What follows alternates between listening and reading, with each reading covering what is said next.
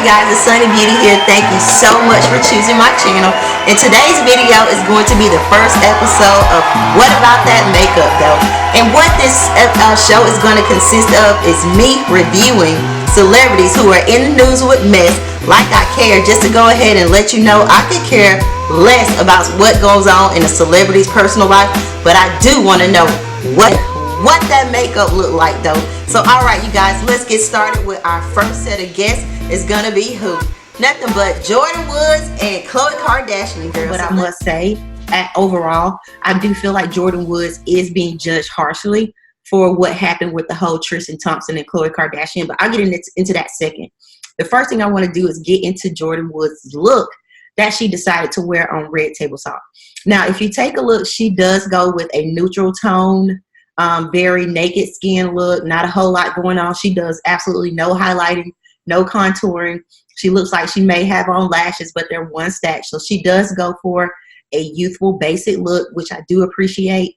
I appreciate the fact that she's not trying to be sexual or over ambiguous. She's not out there portraying herself to be something that other than, you know, just a young woman, you know, just out here figuring out the world. And she just happened to be, you know, in a situation in which she may have made a mistake and some actions that she could have just done better in.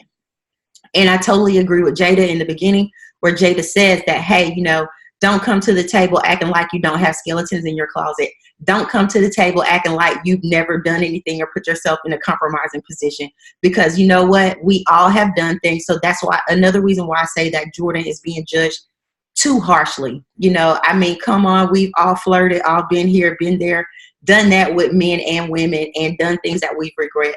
Of course, I have, and there are some people walking around here that can probably bring my skeletons out for me, but don't bother because no one can tell my story better than me. But anyway, back to Jordan. Okay, so her foundation is a basic look. If I had to guess what it was, I would say that it was maybe a Dior line of foundation. You know, she may have on some Fenty, but when I look at it, it looks like she has really great skin. She's still in her youth. She's in her early 20s. So she's still home. She wasn't flossing. She just has on a regular black dress. And I also thought that it was something that Jordan has on tennis shoes in the video. And you know what? She may have started off with heels on, but I think the tennis shoes goes back to her referencing her as just not an immature girl, but still a kid, you know, someone in their early 20s, 21, 22. That person is still a child. So I think her choice in wardrobe, her choice in makeup, and even her choice in hair kind of creates a childlike innocence of her. And I think that was a really good choice. I don't know who styled her, but I think that was really great that she came just really being her bare naked self and just telling the truth about the situation and not allowing the media and the public to portray her as some kind of slut. And I'll just say now that Jordan has, not have to go back to it, she has on, it looks like she may have on lashes, but it looks like mascara. Second thing, her brows are done, but her makeup is minimal. She has minimal makeup on. She has her hair in a high ponytail, also going back to a reference of youth. I'm just a kid. I'm just a young person. I'm out here. I'm still in my innocence. I'm not out here to hurt or deceive anybody. She's definitely bring the innocent girl look to the forefront, definitely taking control of her image and not allowing the public to portray her in a certain way.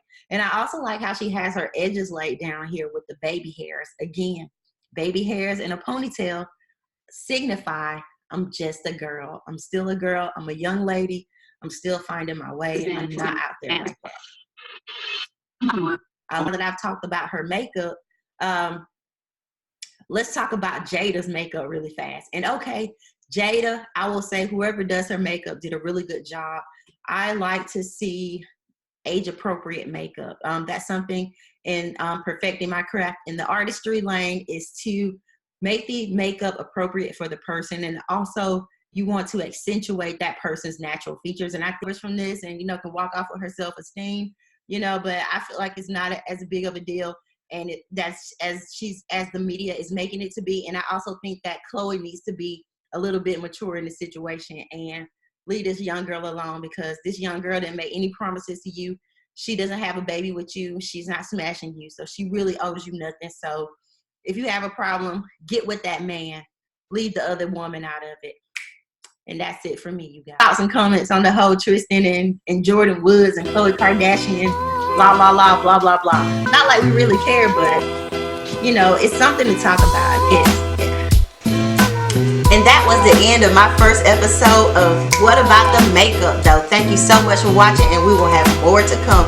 And I don't care what kind of mess they are putting on, what they're talking about. The only question that I have is what that makeup look like, boo. Thank you for watching.